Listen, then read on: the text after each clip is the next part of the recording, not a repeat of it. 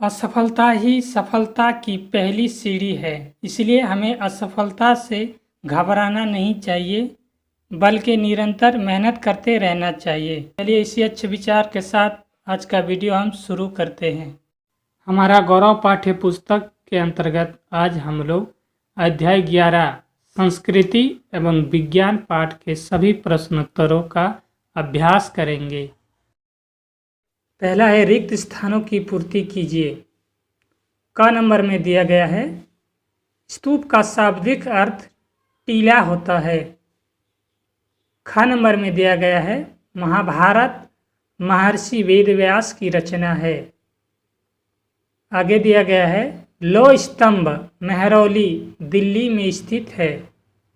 आगे दिया गया है अजंता के चित्रों में मानवीय भावनाओं को सुंदर ढंग से चित्रित किया गया है। दूसरा है सही मिलान कीजिए। पहला है आर्यभट्ट। आर्यभट्ट ने आर्यभट्टियम पुस्तक की रचना की है, इसलिए इसको आर्यभट्टियम से मिलान कर देंगे। दूसरा है स्तूप। स्तूप का अर्थ टीला होता है, अतः इसको टीला से मिलान कर देंगे। तीसरा है मेघदूत। हम जानते हैं मेघदूत की रचना कालिदास ने की है, इसलिए इसको कालिदास से मिलान कर देंगे। आखिर में दिया गया है रामायण। रामायण की रचना वाल्मीकि जी ने की है, इसलिए इसको वाल्मीकि से मिलान कर देंगे। अगला है निम्नलिखित प्रश्नों के उत्तर लिखिए। क नंबर में दिया गया है पुराणों से हमें क्या जानकारी प्राप्त होती है, और इस प्रश्न का उत्तर आप इस प्रकार दे सकते हैं। पुराणों से हमें नंद वंश, मौर्य, कुषाण, सातवाहन वंश और शुंग वंश के बारे में कई जानकारियां मिलती है। लोह स्तंभ की 2 विशेषताएं लिखिए, और इस प्रश्न का उत्तर आप इस प्रकार दे सकते हैं। लोह स्तंभ भारतीय शिल्पकारों की कुशलता का अद्भुत उदाहरण है। यह मेहरौली दिल्ली में कुतुब मीनार के परिसर में है। लोह स्तंभ की प्रमुख विशेषताएं इस प्रकार है। पहला, इसकी ऊंचाई 7.2 मीटर और वजन 3 टन से भी ज़्यादा है। दूसरा है इस लोह स्तंभ का निर्माण लगभग 1500 साल पहले हुआ। तीसरा, इस पर एक अभिलेख खुदा है जिसके इसके निर्माण काल की जानकारी मिलती है। इसमें चंद्र नाम के एक शासक का वर्णन है। आप इन 3 विशेषताओं में से 2 को लिख सकते हैं। आपका अगला प्रश्न इस प्रकार है स्तूप का शाब्दिक अर्थ क्या होता है? पाए जाने वाले स्तूपों में समानता का उल्लेख कीजिए, और इस प्रश्न का उत्तर आप इस प्रकार दे सकते हैं। स्तूप का शाब्दिक अर्थ टीला होता है।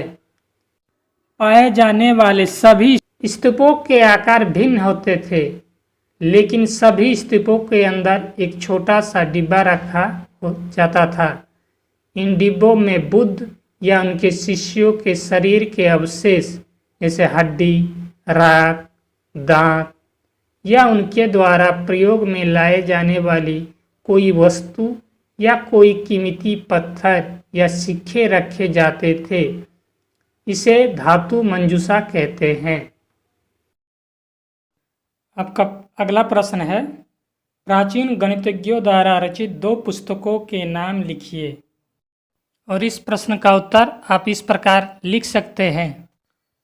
प्राचीन गणितज्ञों द्वारा रचित पुस्तकों के नाम इस प्रकार है। आर्यभट्ट। आर्यभट्ट ने आर्यभट्टियम नामक पुस्तक की रचना की। दूसरा है बोधायन। बोधायन शुल्ब सूत्र। तीसरा है वराहमिहिर। वराहमिहिर जी ने बृहत संहिता नामक पुस्तक की रचना की। अगला है भास्कर प्रथम।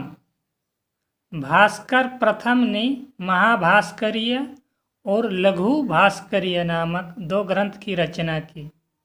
इसी प्रकार महावीराचार्य ने गणित सार संग्रह नामक पुस्तक की रचना की। आप इनमें से 2 को आसानी से लिख सकते हैं। आइए चर्चा करें। चौथे नंबर का प्रश्न है, प्राचीन भारत में भाषा एवं साहित्य में हुए विकास की चर्चा कीजिए। प्राचीन काल में भारत में कला, स्थापत्य कला, चित्रकला एवं साहित्य का काफी विकास हुआ, जिसके अवशेष प्राचीन काल की गौरव गाथा व्यक्त करते हैं। प्राचीन काल में साहित्य। पहला है वेद। वेद प्राचीनतम साहित्यिक कृति है, जिससे हमें आर्यों के बारे में प्रारंभिक जानकारी मिलती है। वेदों की कुल संख्या 4 है: ऋग्वेद, सामवेद, यजुर्वेद तथा अथर्ववेद। सबसे प्राचीन वेद ऋग्वेद है। पहले वेद का ज्ञान मौखिक रूप से दिया जाता था। यह पीढ़ियों तथा मौखिक रूप से आदान प्रदान होता रहा। बाद में इनका संकलन ग्रंथ के रूप में हुआ। दूसरा है ब्राह्मण साहित्य। यज्ञों एवं कर्मकांडों के विधान एवं उनकी क्रियाओं को भली भांति समझने के लिए एक नवीन ब्राह्मण ग्रंथ की रचना हुई। इस ग्रंथ को ब्राह्मण साहित्य के नाम से भी जाना जाता है। तीसरा है उपनिषद। उपनिषद 108 है। उपनिषद में आत्मा, परमात्मा एवं संसार के संदर्भ में प्रचलित दार्शनिक विचारों का संग्रह मिलता है। चूंकि उपनिषद वैदिक साहित्य का अंतिम भाग है, इसलिए इन्हें वेदांत कहा जाता है। चौथा है पुराण। पुराण 5वीं से 4वीं शताब्दी ईसा पूर्व तक अस्तित्व में आ चुका थे। पुराणों की संख्या 18 है। इन पुराणों में विष्णु, मत्स्य, वायु तथा भागवत पुराण सर्वाधिक महत्वपूर्ण है। इनमें राजाओं की वंशावली है। 18 पुराणों में मत्स्य पुराण सबसे पुराना है। पुराणों में हमें नंदवंश, मौर्य, कुषाण, सातवाहन वंश और शुंग वंश के बारे में कई जानकारियां मिलती है। अगला है महाकाव्य। रामायण एवं महाभारत भारत के 2 सर्वाधिक प्राचीन महाकाव्य है। रामायण की रचना महर्षि वाल्मीकि द्वारा संस्कृत भाषा में की गई थी। रामायण में कौशल यानी अयोध्या के राजकुमार श्री राम की कथा का वर्णन है। महाभारत की रचना महर्षि वेदव्यास ने किया। यह महाकाव्य रामायण से बृहद है। प्रारंभ में 24,000 श्लोक वाले इस महाकाव्य को जय संहिता कहा गया। इस महाकाव्य से राजनीतिक, सामाजिक एवं धार्मिक स्थिति का ज्ञान होता है। महाभारत में कौरवों एवं पांडवों के बीच युद्ध का वर्णन है। यह युद्ध कुरुवंश की राजधानी हस्तिनापुर की राजगद्दी को प्राप्त करने के लिए हुआ था। इसमें पांडवों की जीत एवं कौरवों की हार हुई थी। अगला है बौद्ध एवं जैन साहित्य। इस काल में इन धर्मों के अनुयायियों के द्वारा कई ग्रंथों को लिखा गया, जो ऐतिहासिक दृष्टिकोण से काफ़ी महत्वपूर्ण है। बौद्ध धर्म के पवित्र ग्रंथ को त्रिपिटक कहा जाता है। यह पाली भाषा में है। यह त्रिपिटक सुत्त पिटक, विनय पिटक और अभिधम्म पिटक के नाम से जाने जाते हैं। सुत्त पिटक में बुद्ध के धार्मिक विचार एवं उपदेशों का संग्रह है। विनय पिटक में बौद्ध मठ के निवासियों का अनुशासन संबंधी नियम है। अभिधम्म पिटक में बौद्ध मत के दर्शन का वर्णन किया गया है। इसके अलावा भी बौद्ध धर्म में कई ग्रंथ मिलते हैं। जातक कथा में महात्मा बुद्ध के पूर्व जन्मों की कहानियाँ है। इसकी भाषा पाली है।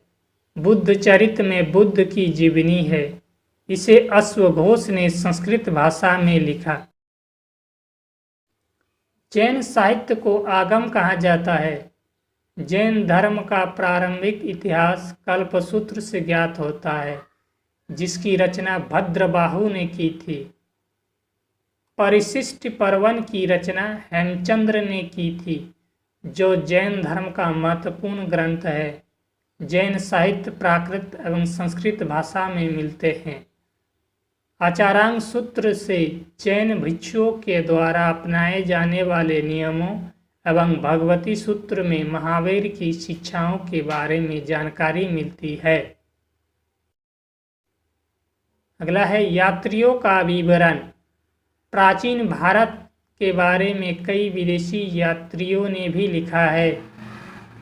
इस प्रकार के साहित्य में मैगस्थानीज की इंडिका, वैनसांग की सी यू की एवं अल्बेरिनो की तहकीक ए हिंद यानी भारत की खोज प्रमुख है।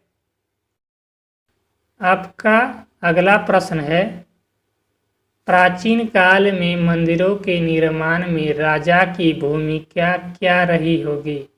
और इस प्रश्न का उत्तर आप इस प्रकार दे सकते हैं। राजा मंदिरों का निर्माण अपनी शक्ति, धन संपदा और ईश्वर के प्रति निष्ठा के प्रदर्शन हेतु करते थे। स्तूप एवं मंदिरों के निर्माण में कई चरण होते थे।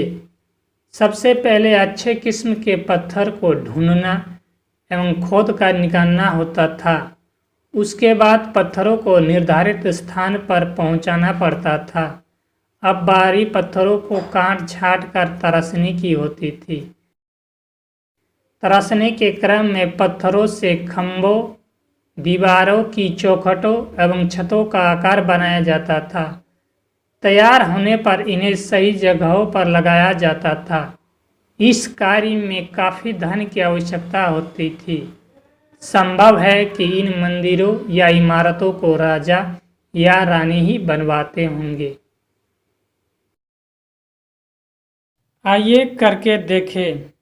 6 नंबर का प्रश्न है, इस पाठ में कुछ प्राचीन मंदिरों का नाम दिया गया है। इसके अतिरिक्त किन्हीं 5 अन्य प्राचीन मंदिरों की सूची तैयार कीजिए। प्रत्येक के बारे में 2-2 वाक्य भी लिखिए। और इस प्रश्न का उत्तर आप इस प्रकार दे सकते हैं। भारत में स्थित कुछ प्राचीन मंदिरों के नाम इस प्रकार है। पुरी का जगन्नाथ मंदिर। पुरी का जगन्नाथ मंदिर भारत के ओडिशा के तटीय शहर पुरी में स्थित है।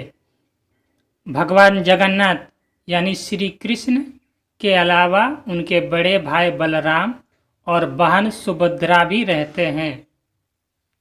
जगन्नाथ मंदिर की वार्षिक रथ यात्रा दुनिया भर में प्रसिद्ध है। अगला है वैष्णो देवी मंदिर। वैष्णो देवी मंदिर भारत के जम्मू और कश्मीर में त्रिकुट पर्वत पर स्थित है।